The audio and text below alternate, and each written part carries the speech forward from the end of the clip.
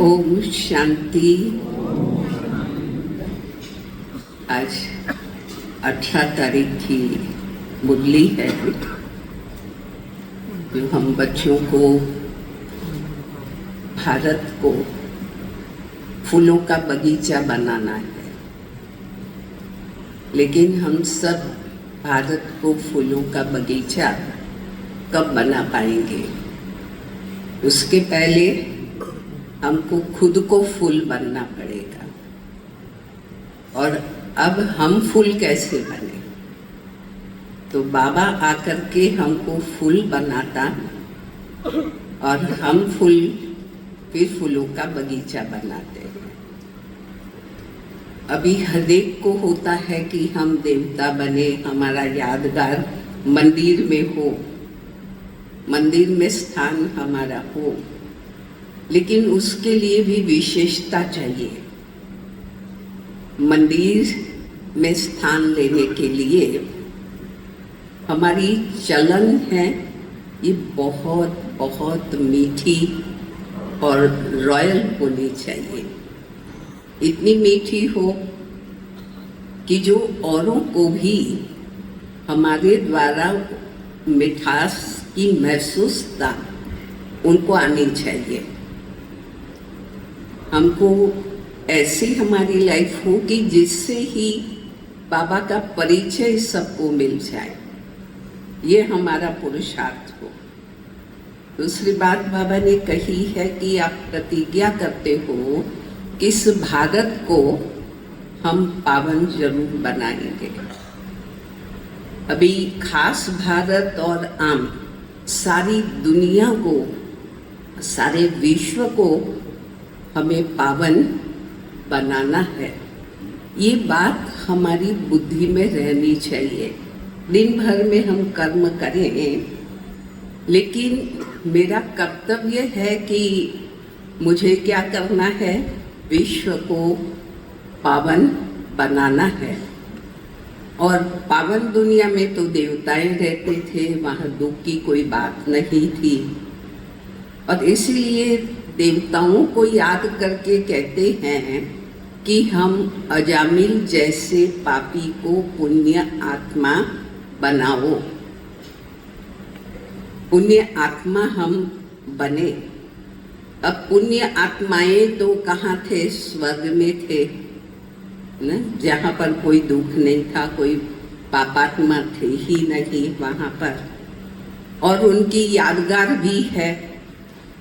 इस दुनिया में अभी पुण्य आत्मा तो रखे नहीं है, लेकिन उनके चित्र जरूर यहाँ पर है। तो उनके यादगार चित्र है।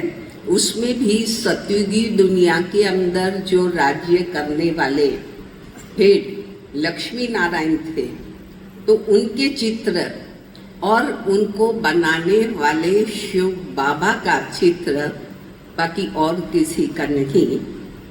बाबा ने कहा देखो, लक्ष्मी नारायण की कोई ग्लानि नहीं की है, बाकी देवताओं की है। और राधे कृष्ण के लिए तो ये कहते हैं, राधे कृष्ण के लिए मूंझ जाते हैं, क्योंकि कृष्ण के लिए कभी कहाँ दिखाते, कभी कहाँ द्वापर में उनको ले जाते हैं, और इसीलिए मूंझते हैं। बाबा ने कहा आप ये जानते हो कि राधे कृष्ण ही लक्ष्मी नारायण बनते हैं। दूसरी बात बाबा ने कहा कि आप प्रदर्शनी आदि में समझाते हो तो लोगों को प्रश्न उठता है। क्या प्रश्न उठता है? कि आप भारत की क्या सेवा करते हो? बाबा ने कहा कि आप कहो कि हम अपने तन मन धन से और बाबा की श्रीमत से हम भारत को बगीचा फूलों का बनाते हैं। जो कांटों का जंगल है उनको फूलों का बगीचा बनाते हैं। फिर बाबा ने कहा कि देखो, जो फूल बने थे उनके तो मंदिर बने हैं, लेकिन जो मंदिर में है देवताएं, उनको कहाँ तो बहुत खूबसूरत मूर्तियां बनाई है, कहाँ काला भी बनाया तो कहाँ गोरा भी बनाया है। लेकिन इस राज को वो जानते नहीं है कि क्यों काला और गोरा। बाबा ने कहा उस रहस्य तो आप बच्चे ही जानते हो, क्योंकि जो फूल बनते हैं, बाबा ने कहा कि उनसे फिर तीर भी लगता, जो याद में रहते हैं वो फूल भी बनते हैं और उनको बाबा की याद भी रहती है, वो सुनाते हैं तो बाबा ने कहा तीर भी उनसे लग जाता है। दूसरी बात बाबा ने कहा कि आपको सोशल रूहानी सेवा जरूर करनी है और अपने जीवन को इस सेवा में लगा देना चाहिए। रूहानी सेवा करने के लिए अपनी लाइफ को यूज करना चाहिए, सफल करना चाहिए। लेकिन जो याद में रहेंगे वो सेवा कर सकेंगे।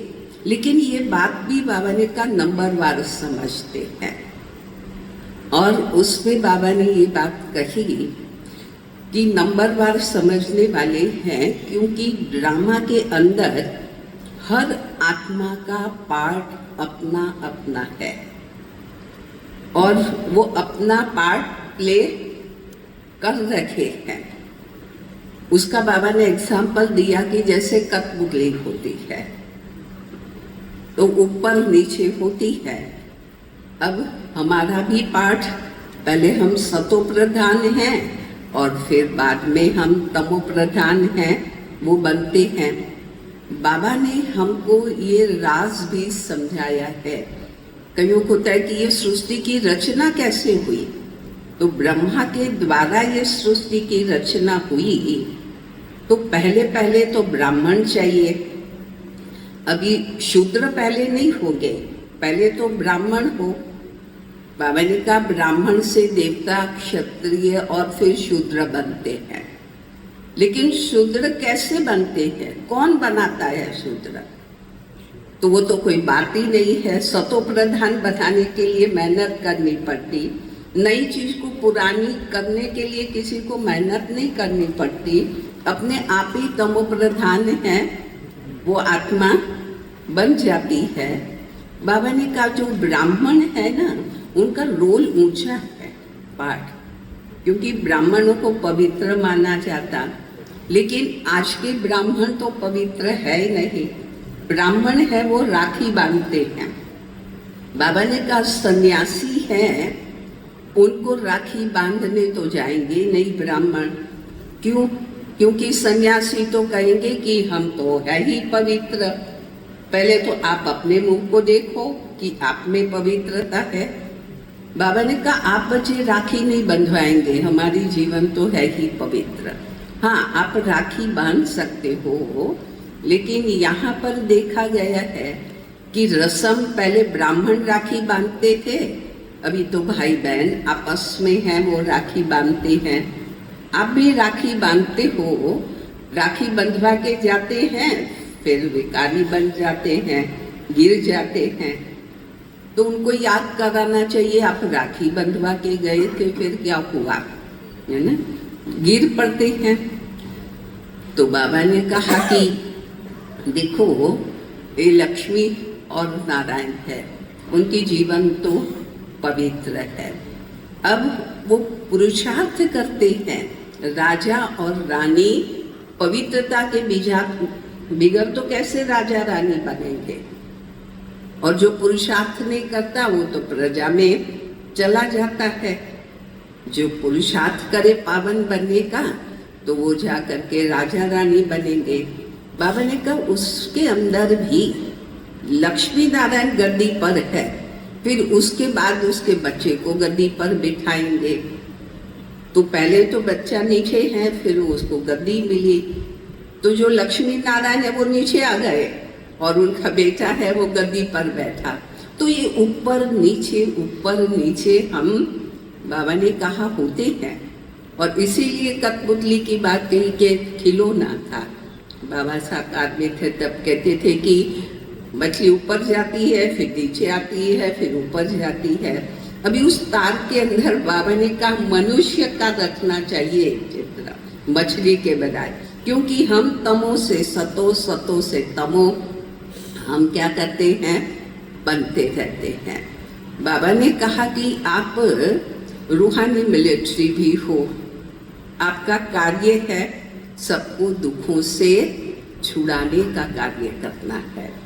अब बाबा ने कहा कि जो ग्रस्त में रहने वाले पुरुषार्थ कर रहे हैं, युगल हैं, तो एक ऐसा खेल भी है कि दोनों का पैर बांध देते हैं और चलने के लिए कहते हैं। अब दोनों साथ में एक लेवल पर चले तो ठीक है, लेकिन एक चले और दूसरा रुक जाए तो फिर गिर पड़ते हैं। ऐसे पुरुषार्थ में भी हैं, ज्ञान में चलने के लिए एक चले दूसरा न चले, या तो उनकी चाल में फर्क हो तो क्या होगा, नीचे गिर जाएंगे। बाबा ने कहा कि एक वंडरफुल बात है कि बाप और दादा दोनों अलग होते हैं। दादा को बाप नहीं कहेंगे, पिता को हम दादा नहीं कहेंगे, लेकिन यह वंडरफुल है कि एक ही है और एक को ही हम कहते हैं बाप दादा। तो ये वंडरफुल है, लेकिन ये समझ सके कौन? जो देही अभिमानी हो तो वो समझ सके, लेकिन हम देह के अभिमान के अंदर आ जाते हैं तो इस बात को समझ नहीं पाते। उससे कनेक्ट करते हुए बाबा ने कहा कि इसीलिए आत्मा जब शरीर छोड़ती है तो हमें ख्याल नहीं आना चाहिए। क्यों? क्योंकि वो आत्मा अपना आगे पार्ट प्ले करने के लिए गई है। हर एक आत्मा का अपना अपना पार्ट है, लेकिन ये बात भी देह अभिमान में है तो दुख होता है, समझ में नहीं आता है। बाबा ने कहा कि जैसे गरम तवा होता है तो उसके पर पानी टिकता नहीं है, ऐसे ही जितना देह अभिमान में है तो ये ज्ञान स्मृति में रहना या ज्ञान का बुद्धि में बैठना ये नहीं हो पाएगा। फिर बाबा ने वरदान के अंदर ये बात कही है कि बाबा को सदा साथ रखो। कंबाइंड रहेंगे ना तो खुशी में नाचते गाते रहेंगे। बाबा के हाथ में हाथ हमने दिया है, बाबा सदा साथ है। अकेले होते हो तो बोर होते हो, बाबा को साथ रखो तो बोर नहीं होंगे। और दूसरी बात, बाबा को साथ रखेंगे तो आपके पर किसकी नजर नहीं पड़ेगी। तो जो कंबाइंड रहते हैं तो माया की नजर उनके ऊपर पड़ती नहीं है, क्योंकि बाबा साथ है। और इसलिए वो नाचते गाते खाते मौज में रहते हैं। और ऐसी कंबाइंड रहने वाली आत्मा, बाबा ने कहा कि कभी भी किसी भी संबंध में किसी से भी धोखा नहीं खाएंगे, उनसे वो सेफ है, वो रह सकेंगे। योगन में बाबा ने कहा कि योग का कवच हो तो फिर माया वार हमारे पर नहीं कर पाएगी। तो ये था मुरली का सार। आज की मुरली मीठे बच्चे